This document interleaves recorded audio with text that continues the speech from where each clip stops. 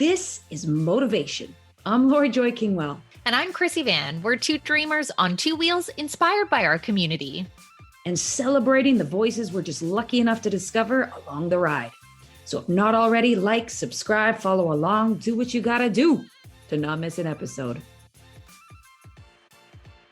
All motorcyclists know that feeling when they reach that steep hill and are faced with a wall of traffic that forces them to take pause and stop, and pretty unsteady at that. And to ascend, that rider must embrace the throttle while delicately releasing the clutch as to not roll back, stall out, or jerk so fast forward out of fear of the rollback. Some riders, they fear these big hills so much they'll avoid the routes that would require them to ascend to a higher level, which means they never get to experience that new view or perspective of the landscape below. So today's episode is called Ascending the Valley, and it features podcast host and YouTuber Christy Pritchard. Her show, Awkward Ascent, is a platform that focuses on consciousness, connection, spiritual growing pains, and psychedelic therapy. One of the tools Christy is very open about exploring is the world of psychedelics. She believes that healing can come in many forms and that every single human on the planet has things to work through. And psychedelics, they can be an integral part of helping people do just that. So we're going to hear about her notable experiences while exploring states of consciousness, including a visit to her own conception. Plus, learn key takeaways of how psychedelics exploration can expand your reality. This is your motivation. So before we even dive into the subject matter this morning, I know that for listeners hearing psychedelics, people are going to be joining us from all different levels of understanding. And that is the beauty of conversation. Because for Lori, Christy, and myself, I think a conversation like this comes all from a basis of curiosity.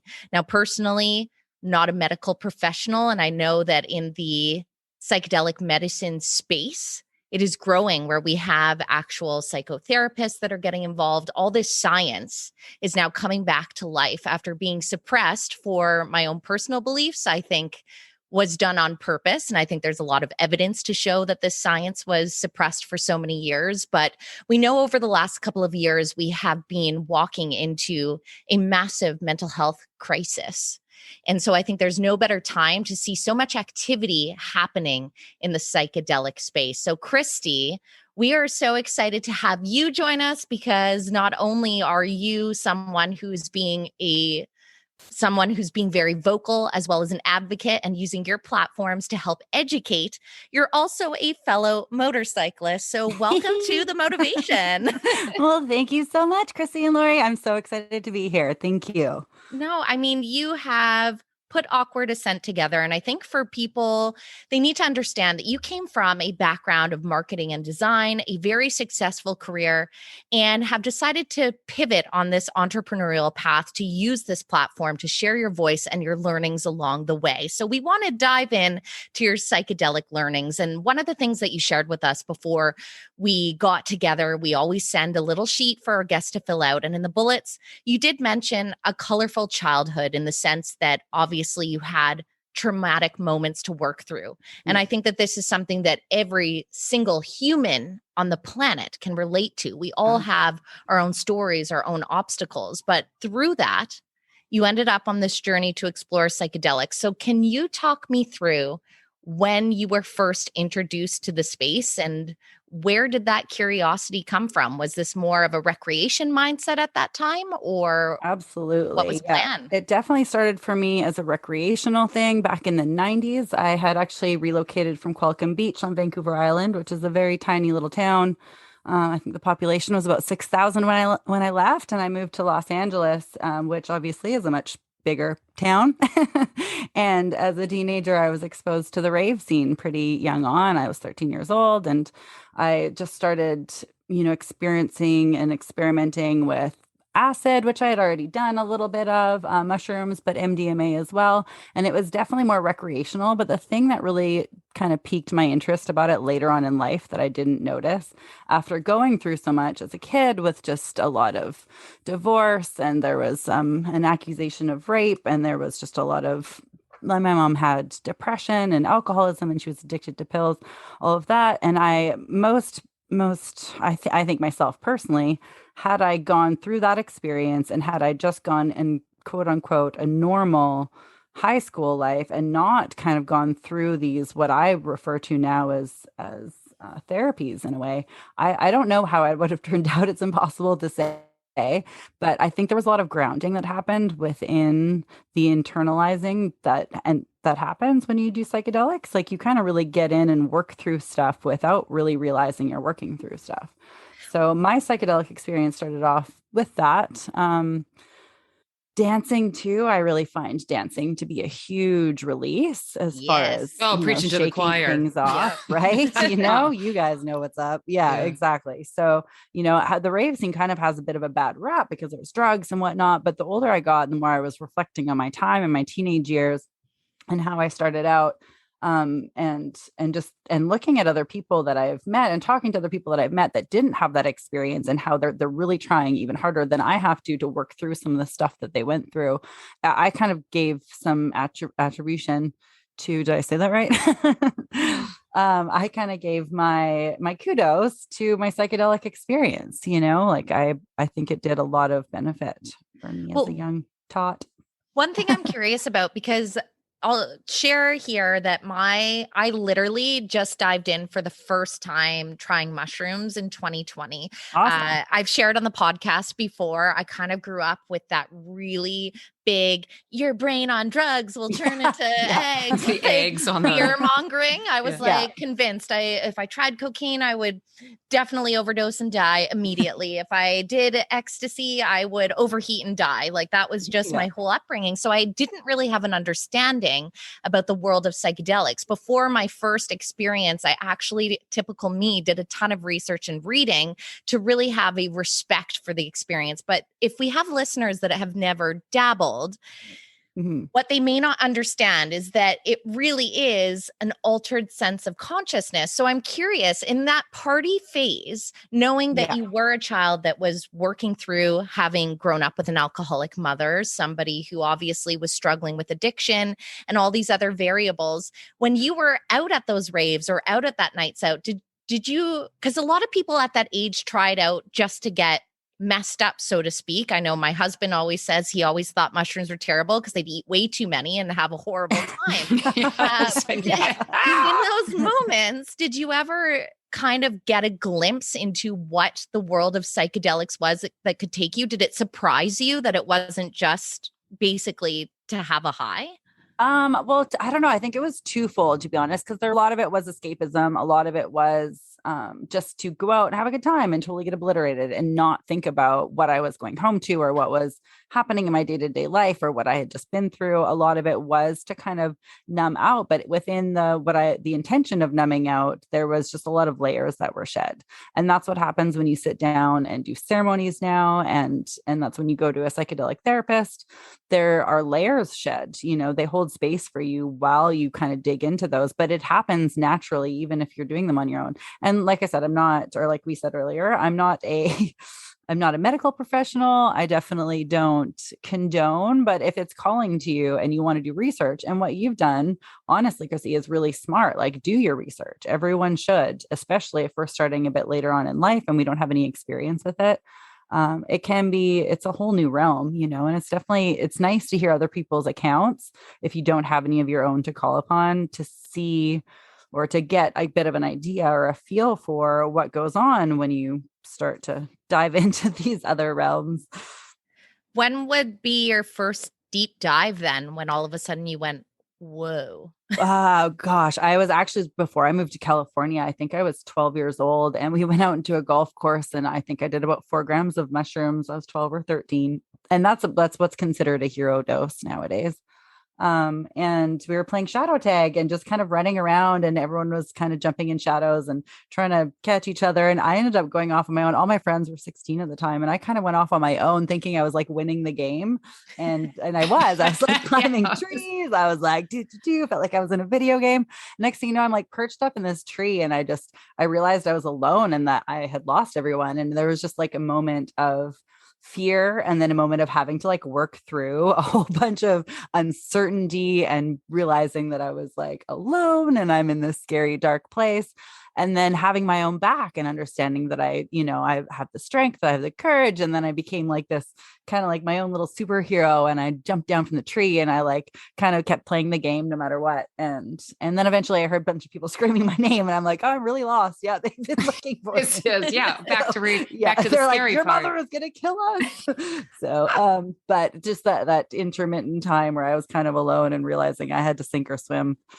It was something, and it was courage building. I found like little by little did I know either that was going to kind of put a stamp on who I ended up becoming as a teenager and as an adult. But you don't really know these things going into it. You kind of go into it going, woohoo, let's get high and climb some trees. Play shadow tag. Too, that like really substances across the board, there's a certain level of them that's they bypass that ego. They bypass that parts of ourselves that, am I good enough? Am I this enough? Am I a part of something? Do I actually belong? And when you have it's funny when you were describing that, I was like, oh, mine was similar, but very different. I was like, I was drunk at 13, falling in a bush. You were climbing trees, having existential moments. And I was like, anybody gonna pick me up out this bush? I was there with you, I was Lori. a gutter punk too every now and then. I had my gutter punk moments. I was down in the gutters or up in trees. It was one of the two. Yeah, one of the two. But I think, one thing that even you said, like the exploration of it as you got older and your experiences obviously changed in and around, I guess, why you you explore psychedelics sort of thing. What was around the age that you started to really shift from it being a part of a good time and like, oh, the fun part is that you may or may not explore a sense of self, and where you started to become more conscious. That like, wow, this is actually something in my life that's a real substantial tool.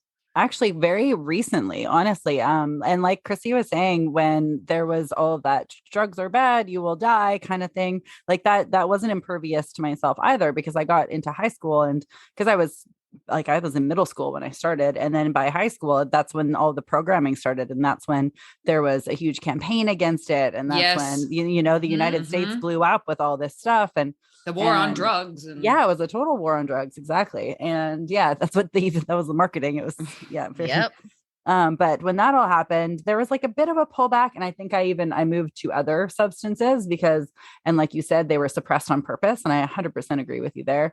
And it was just the marketing around it and the campaigning around it really started to even freak me out. And I had some friends go on some bad trips. So I kind of took a break for quite a while.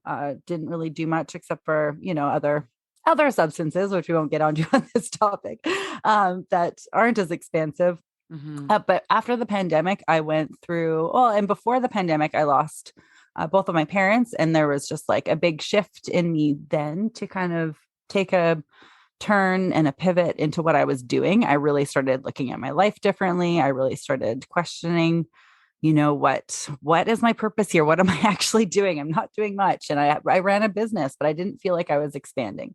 I didn't feel, not professionally, just emotionally. And the reason my mom died was from liver failure and pill consumption. And so I was looking at the things I was putting into my body. And to be honest, there was some cocaine that was being done all through my 20s and stuff. And I was like, is this a really good idea? And then the pivot started coming more and more. And then after and during the pandemic, I lost a relationship that was very important to me. And then I really wanted to get into the childhood stuff that was preventing me from having love and from being able to accept love. And so that's where that started. And that was in 2020, I think. I started, or 2021, I kind of got back into psilocybin with a bit more of an intention and very in small amounts. I was microdosing.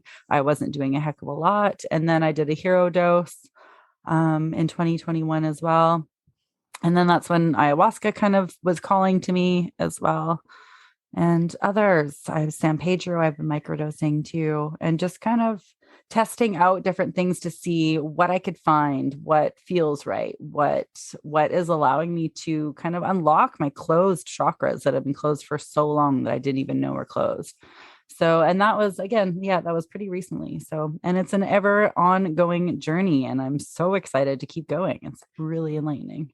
Well, I think it's so amazing that you had this exposure for so many years without actually realizing the tool you had in your hand. It's like having a paintbrush that's going to create the magnificent art, but you didn't even realize the paintbrush was in your hand. Yeah, So, exactly. talking about the fact that you have explored a variety of different types of psychedelics, I want to particularly touch on one that you shared with us at the age of 18 that was a very impactful experience, which I'm understanding now you may have not necessarily quite understood how much of a tool it might have been, but Yeah. talk me through the 18-year-old DMT adventure. Woo-woo.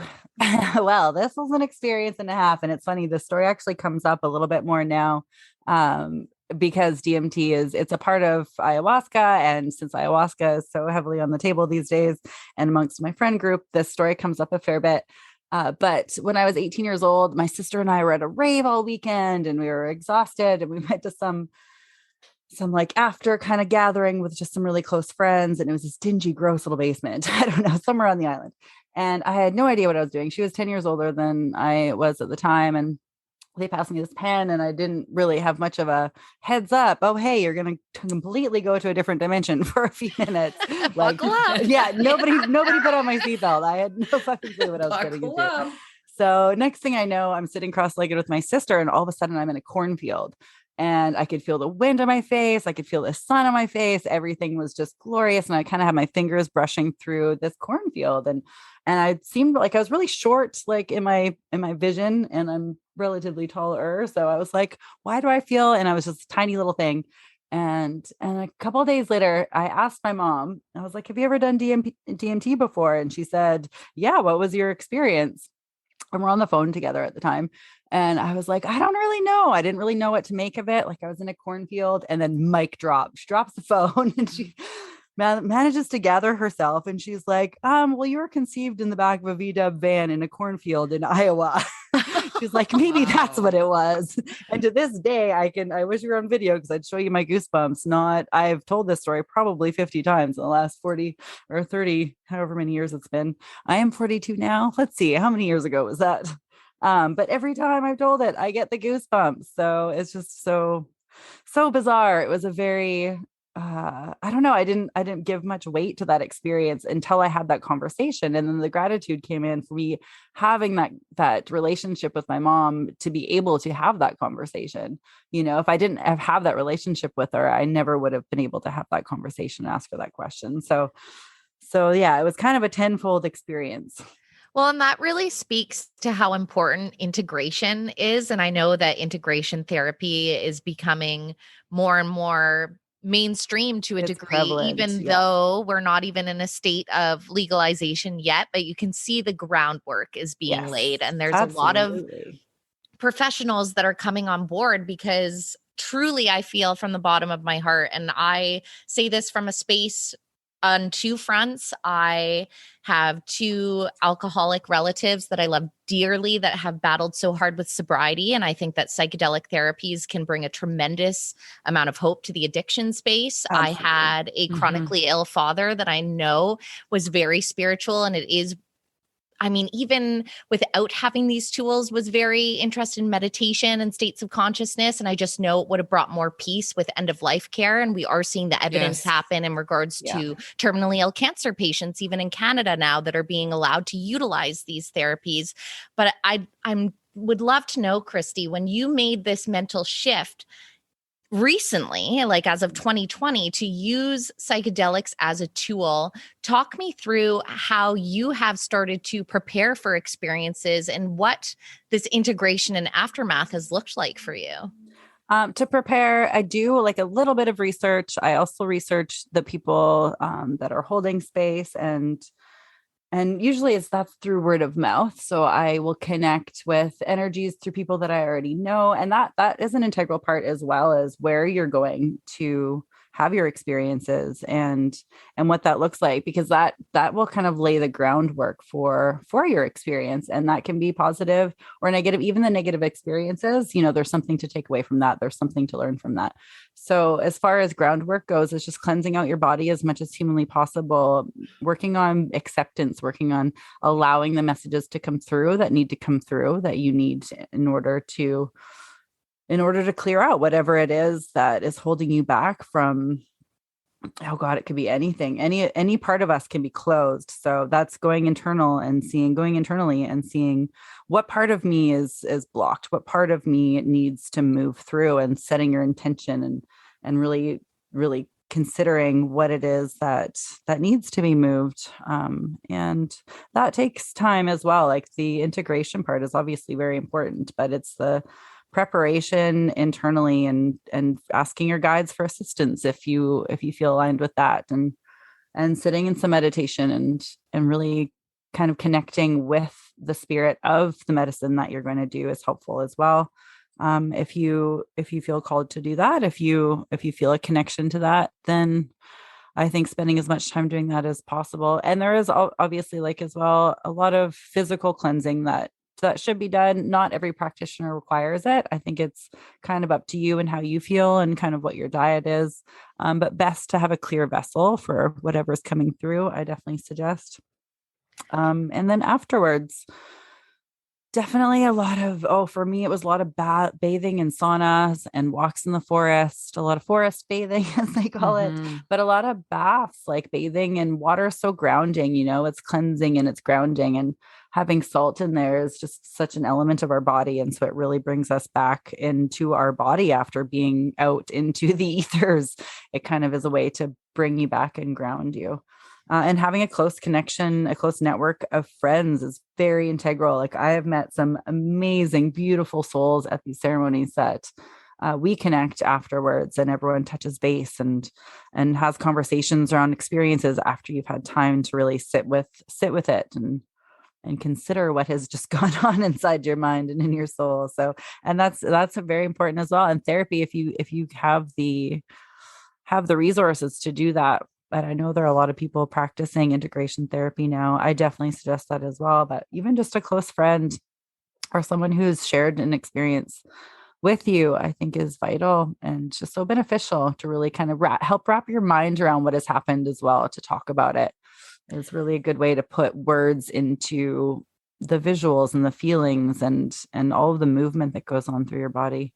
Have you felt at any point before any of these times that you've gone in to have these experiences, fear, like where you've been going? Yeah. How do you move through that enough to say, whatever you made that mention of, even if it's a negative experience, there's something to learn through that. That's something in itself. And so how do you personally move through that fear to then continue on and to have that experience? I think it's the outcome I know is so much greater than my own personal ego and fear. And I think that what is being worked through and worked towards, it allows me to look at the fear in a very objective way.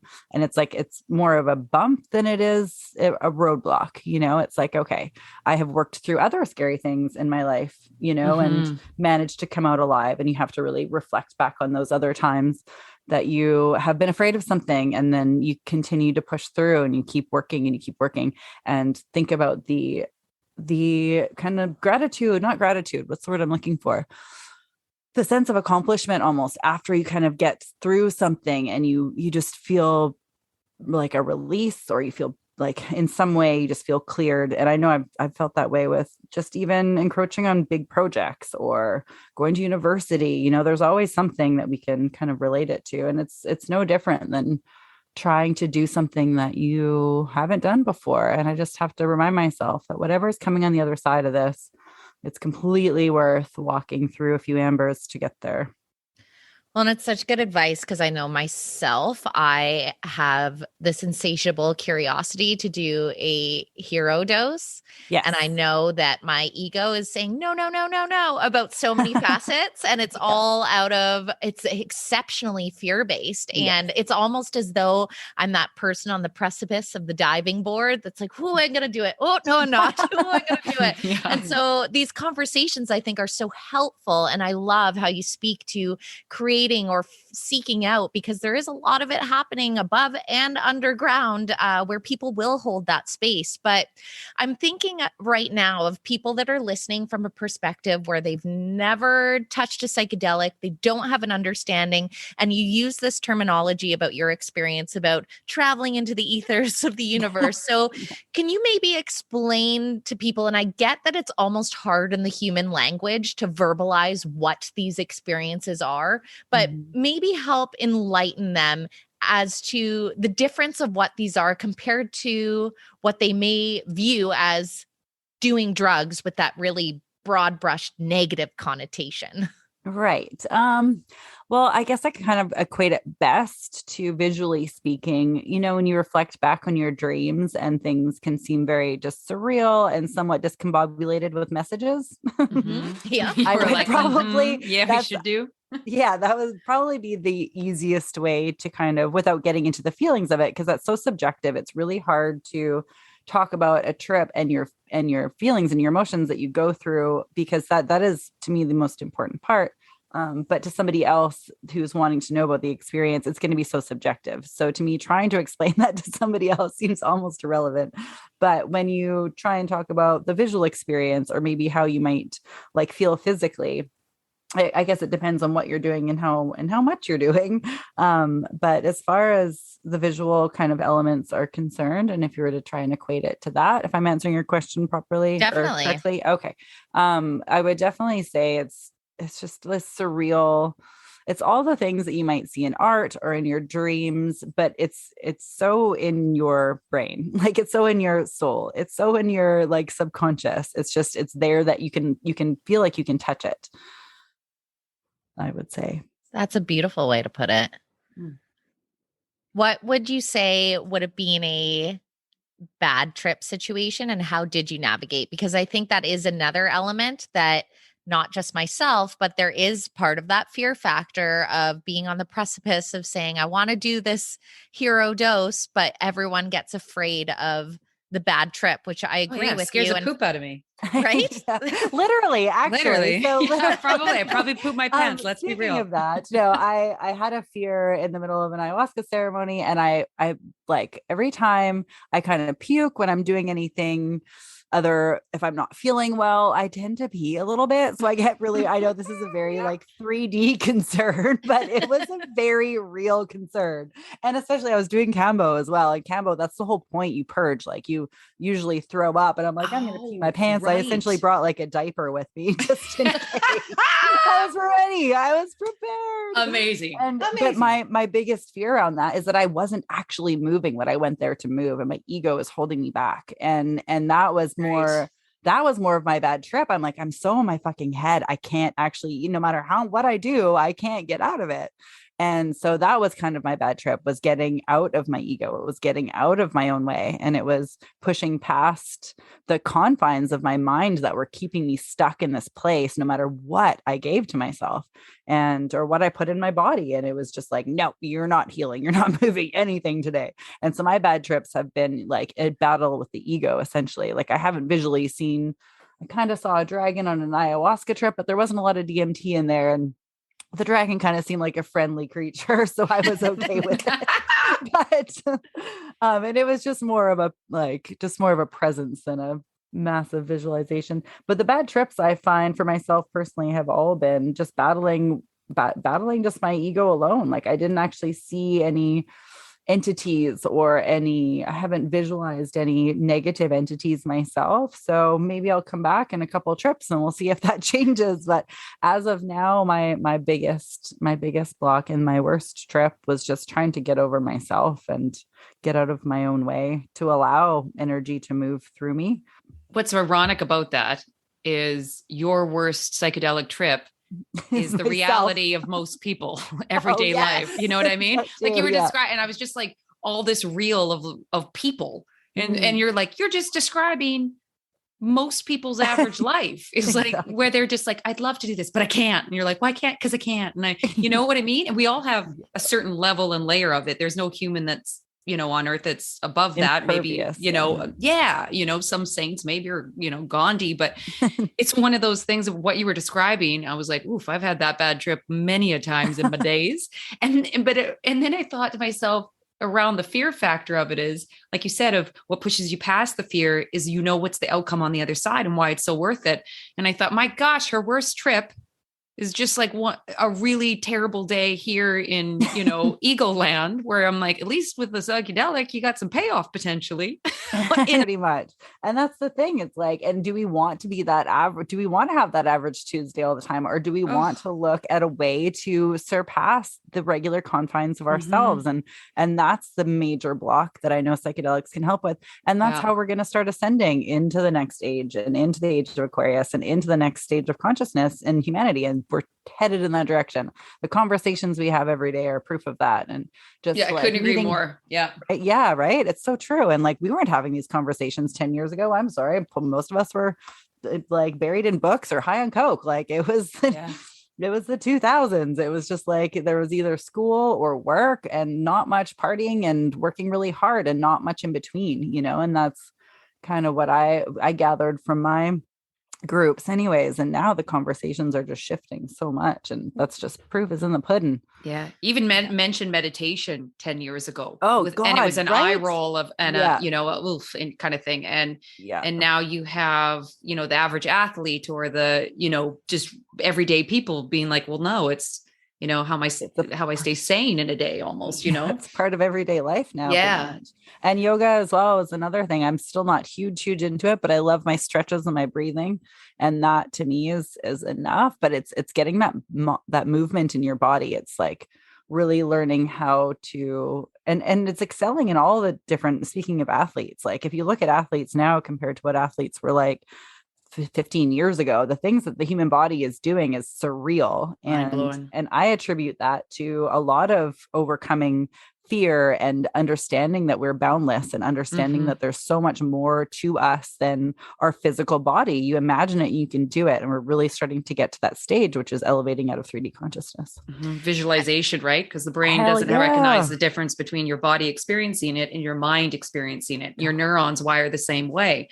And so big things with athletes is visualization. I use that. I do workshops with families and around emotional regulation and stuff. That's one of the examples I give. I'm like, breath work isn't this hippy dippy thing. It's visualization. All of this is sciences behind it. And there's so much more. Yeah. It's that science and spirituality kind of coming together. Absolutely. I was actually talking to a scientist on the weekend, and he was talking about how there's just the realms are starting to evolve within the community, and the rules they're no longer rules, really. Like science doesn't really have rules, but the last 2 years, if we've learned anything, it's that they've tried to put rules on science, and it's just, it's a boundless, and now bringing consciousness into it, and now bringing all these other elements that we're so incapable of actually wrapping our 3D brains around. And it's just like, my brain wants to scream thinking about it. But can you imagine that being your profession? It's like, I have to figure out the impossible. So and they do a damn good job. But hearing his take on the evolution of science in the last decade, aside from these last 2 years, was just really, really hopeful and inspiring. I was like, thank God there are scientists out there that really want to grapple consciousness, that want to understand better, so it's definitely a meeting of the two realms, I find. Well, and you have really been on this added level of exploration over the last couple of years. And obviously you have launched Awkward Ascent as well. You're having these incredible conversations, helping to increase people's understanding who are already in the space, or perhaps inviting people to explore even just from an educational standpoint before taking these dives. So what have been your biggest takeaways since being on this path of expanded consciousness and really doing so with intention since 2020? I would say the understanding that I know squat, like that I am just like, I am a speck of dust flying through the galaxy, and that there's so much to learn. My biggest takeaway is just like how humbling this whole experience is. Like it's incredible. Like there's so much we don't know. There's so much we can tap into. There's so much possibility and capabilities out there with the body, the mind, the soul, everything. And just, it's how little that we actually know compared to what our egos think that we know, and I would say that's still it's probably going to be my motto for the rest of my life, just being a tiny little dust speck flying through the ethers. But that's what's exciting about it. There's just so much to explore. It's honestly never ending. And anything is possible. And you truly realize like how capable we are at making our dreams, and through visualization, making everything come to reality. And the reality is just moldable, Oh, sorry. That was a perfect time. And it was like, yes, it is. Your phone was like, you nailed it. Definitely agreeing with me on that one. That's what it seemed like. I was like, ding, there's your answer. And I loved it too. I was like, reality is moldable. I believe in that statement so much, but that's a beautiful quote. Thank you. Yeah. And I'm figuring that out. And it's just like, and it's the more, and it's funny though, it's such this dichotomy. Like I'm finally getting to that stage where I realize that if I don't follow my soul's path, I am not going to do anything that will bring me actual joy, that will in the end bring me any monetary success, because I am doing it for the wrong reasons. And when you start doing things for the right reasons, the doors start opening. Like I've been connected with the most amazing individuals, not only my podcast, but for collaborations in business, and for, just like friendships, for everything. And it's as soon as you say no to the things that aren't in alignment with you. And, that's not always easy. I'm having a really killer of a time saying no to a few things. But as soon as you start saying yes to the things that are in alignment with you, it's just phenomenal how many things start to open up, and other doors begin to open, because you're following your true instincts and your true path and your intended purpose. So yeah. Beautifully said. Thanks. Yeah. I think that leads us right into our motivation. I didn't wait. You want to sing with us? Wait. I will sing with you guys, but wait, hold up. I wanted to ask you guys about psychedelic experiences. Don't you forget, sisters. We're all in this together. The show has ended. It's official. So you mentioned something about poop earlier. Yeah. Go back to that. Yeah. Oh, I'm in. Poop buddy. Yeah. You don't have to ask that twice. Yeah. Right. So mine personally was so incredible. Speaking to my first experience, I all of a sudden just had this insane interest in exactly that. I know there are certain areas where I'm closed off, and I honestly don't even know how it ended up in my sphere, but I have always been a really spiritual individual. I believe in visualization. I mentioned growing up with my dad, he had a lot of the mindsets that at the time probably would have been deemed woo-woo, which now we know just has such an amazing basis to it. And I all of a sudden started just gobbling up any piece of literature I could find about psilocybin, because I was just like, this is insane, this potential of something that is naturally provided us on this earth, but I still was so scared. So I knew that set and setting was exceptionally important. So I linked up with this gal, Chelsea, that we ride with as well. And Chelsea and I had a really wild experience. When I joined the Litas Vancouver, I knew Chelsea for probably about 8 months. And at the start of the pandemic, I got a FaceTime call from her, which was really unusual. I had never talked to this woman on the phone before. We had basically reached the level of acquaintance, and that was it at the time.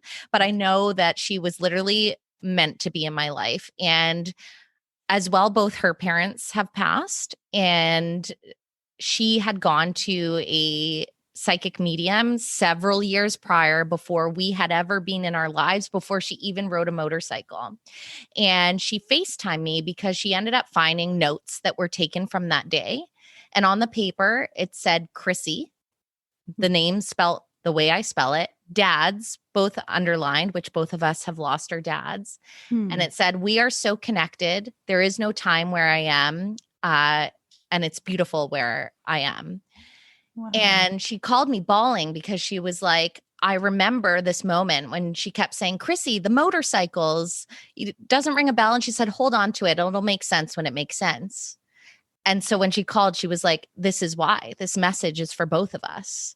Wow. And so we had an instantaneous connection through that. It was one of the most moving experiences. So when I wanted to dabble into psychedelics, I knew that that was who I wanted to have my first experience with. So we had never had a sleepover. We had never really hung out too much on our own, but we were going camping and we went to the most. And I remember I journaled while I was waiting for her because we had to drive up separately. And literally in my journals, like, I'm going camping with this girl that I don't really know, but I just feel like it's going to be amazing.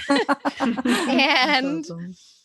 It was the most stunning night, nestled in the mountains on Lillooet Lake, that was literally just glistening before the moon even rose. And that's exactly what ended up happening. We took our mushrooms, hung around for a little bit. And I do remember when it first hit, I was fighting it on the inside. It was exactly that earthly body battling with the consciousness. Yeah. And I remember looking at her face where I was like, do you feel something? I don't know. And I was shrinking in my chair. And she was like, you're okay. You're good. You're safe. Like, just lean in. And I remember just popping up in the sand. I kicked my shoes off and I was like, I'm leaning in. And from there, it was just a night of beautiful conversation, appreciation, oneness, connectedness. And as we were kind of rounding, because I did find it was ebbs and flows of the experience in regards, because it wasn't a hero dose. To be honest, I don't even remember how much we did, but certainly enough that I was aware that I was edging on this land that was available to me. And as our night was coming to a close, it was a full moon and it was early in the season. So with the way the earth was rotating around, we literally got a full moon rise. Amazing. And I literally at any point on any day when I'm going through anything can take myself to that moment and place. It was otherworldly. Beautiful. So yeah, a really, really beautiful intro. And from there, I've just kind of dabbled, dipped my toes in and out, but I have definitely let the fear stop me from taking the next step. It's very common, but that's a stunning intro. Wow. Beautiful. Yeah. Beautiful experience. Lori, you're up. Lori, up. I spent most of my time drunk in that bush. So I have like, it's just, how do you follow that for real? Well, yeah. So I am still in the virgin category when it comes to psychedelics. And I was like Chrissy, and well, we all, like you said, we all grew up in that, that really kind of propaganda around drugs. And I think to a certain extent, yes, you have to be weary of drugs. We have to be weary of alcohol. You have to be weary of substances. You know, they have a profound effect if it's misused or, you know, in a deep imbalance kind of thing. Mm-hmm. And some are obviously different than others, but I very much grew up with so much stigma around drugs, even around weed sort of thing. We're small town drinkers, right? It was like you high five the alcoholic and then you were just like gross to the person that had a joint, you know? Yeah. And, but it was one of those things you work through that as we got older. And I started smoking weed about 6 years ago. And I did it on a way and the reason I'm only speaking to weed, obviously it's very different from psychedelics, but at the same token, weed has been something that has, especially over the past 2 years, when I've really deep dove into unpacking self, like you spoke to as well, Christy, is like looking back at childhood and really unpacking why I show up the way that I show up, why I behave the way I behave, you know, certain coping mechanisms that no longer serve me, but I'm still utilizing that actually are sabotaging, all that stuff.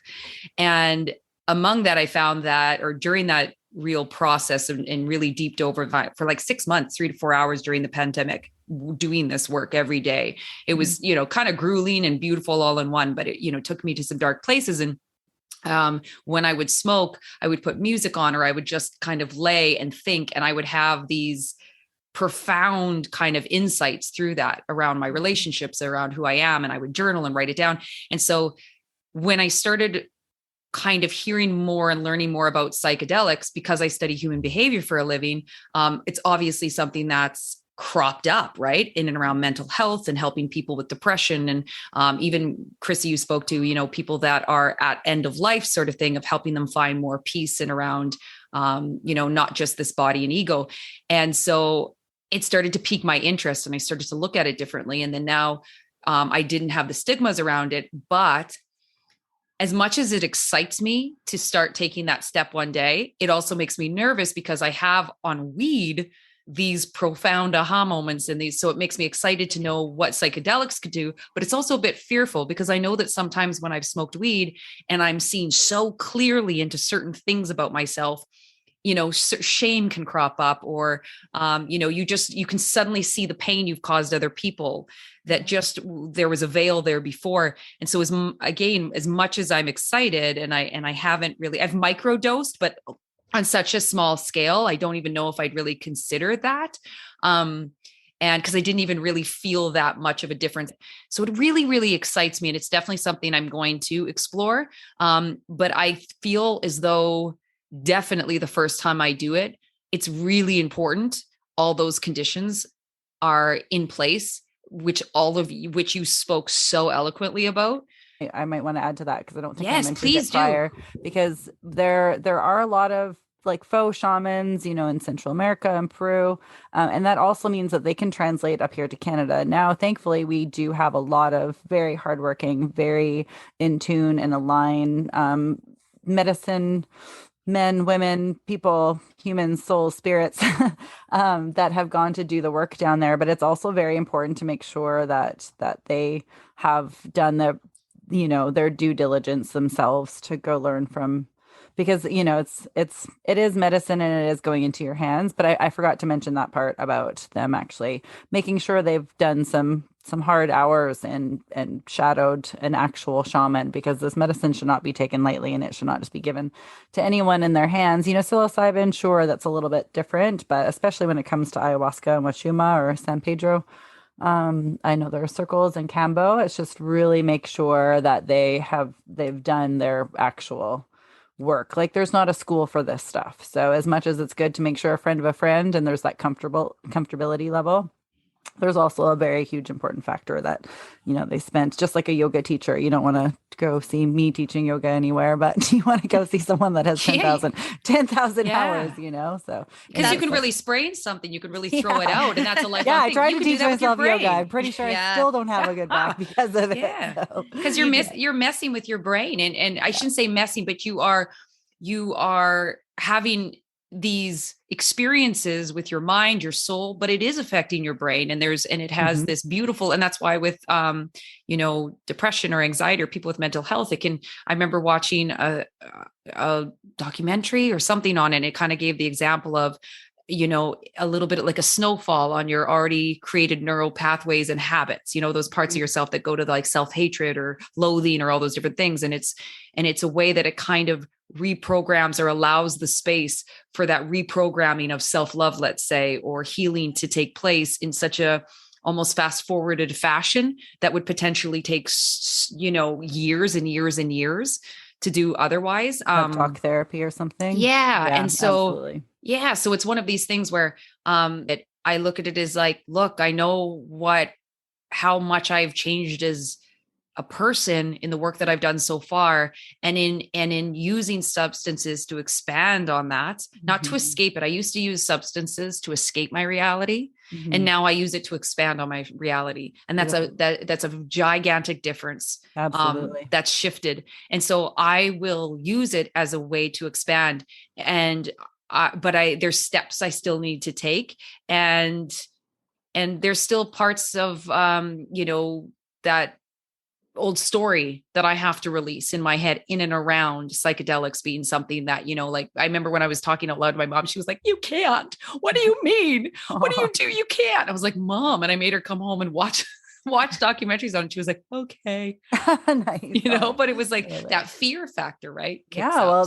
Like I think it was Christy, was that you that said earlier that it was all done intentionally? They realized the power of it. There's so much power in in us as human beings and our capabilities, that giving us the keys and the tools and the access to uncover all of that is absolutely detrimental to control. Yep. When they did the testing with LSD in the 70s, I believe it was with the Army or the Navy or I think it was some Marines or something, I believe it was, and they realized how ridiculous it was what they were doing. They're like, okay, let's nip this in the bud. And then that whole study kind of got shut down, put away, locked away for good. And because they were defying control and they weren't realizing that killing maybe isn't the greatest freaking thing on the planet, like they were coming to their own conclusions and senses and getting in tune with themselves. And that is very scary. So Well, and it's interesting too, where the science was all taking place, because I highly encourage people to all aim to post on Instagram some of the books that I've enjoyed to help me prepare and just have a further understanding. But when all this was happening and the science was kind of starting to get squashed at that point in psychedelics, as it was taking place, it's all around Silicon Valley as well. Think of where the most ingenuity and these incredible ideas were taking place. And that's where a lot were baked, because people were going on these journeys and experiences and starting to think differently, think more creatively. So it's kind of neat to think of the contributions psychedelics have had without people even realizing it. And some for the better. And of course, if we're talking about tech space, some not so much, but it is there's positives and negatives. I mean, the creativity that comes from it is beyond mind-boggling. So yes, I definitely agree with it there. My first experience is the one that I want to do it for expansion. I would love to do mushrooms and have a jazzy time like I've watched some of my girlfriends do. One of my girlfriends back home just loves doing mushrooms, and she just goes to the happiest place in the happiest land on them. And I'm like, one day. But didn't you the night that our podcast was born with Jody? That was the microdosing night. Yes. That was it. I personally prefer to microdose myself. Even like hero doses, I need to really I've only done it a few times and I really need to shut down. I go in my cocoon. Actually, I think I've only done the cocoon thing once. And then the other times I've done smaller amounts of large amounts, if that makes any sense. I end up cocooning. I only come out and play when it is a microdose. I find that's just very good internal time. Okay. I didn't know that you could, because the microdose that we took, it just made me feel just like a normal, I didn't notice if I didn't take it.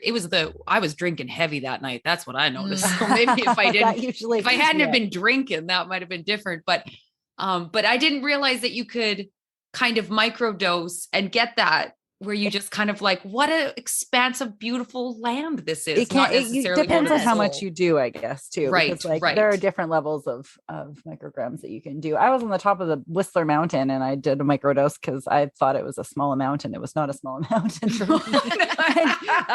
I'm a decent snowboarder, because let me tell you, again, I actually went faster than I probably ever have in my entire life. Jumps and backflips.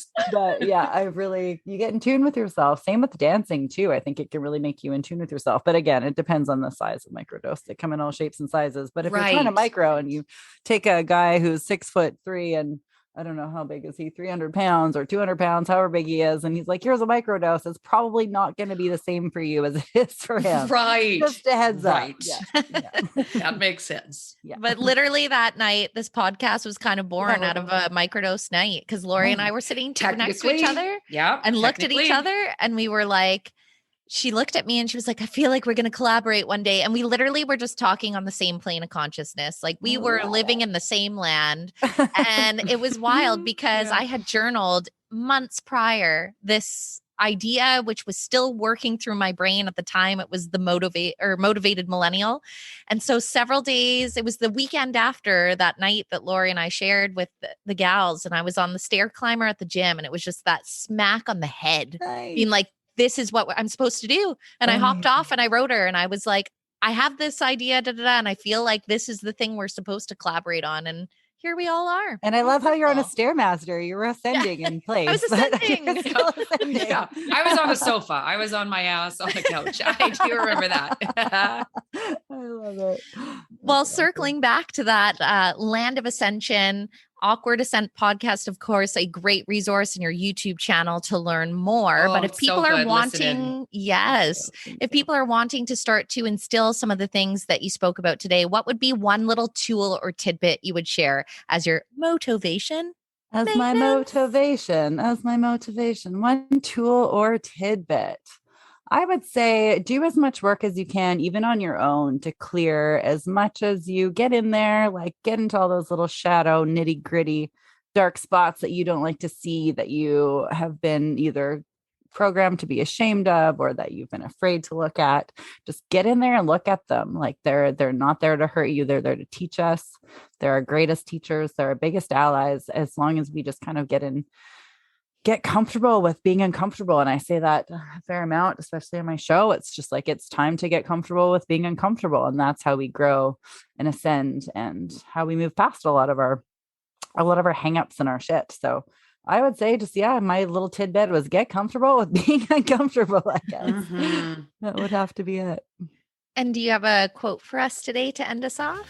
Get comfortable being uncomfortable. Yeah, yes, I was like, that really was one. You've had a few bangers through the conversation. I went out with a bang by accident. Yeah. I didn't realize. That's what it will be. Get comfortable with being uncomfortable. I dig it. I love it. Yes. Well, my friends, that is your motivation. Thank you so much for joining us. Thank you guys so much. This was delightful. I adore you both. And I can't wait to ride with you guys. You've just listened to the Motovation Podcast with your host, Chrissy Van, and me, Lori Joy Kingwell.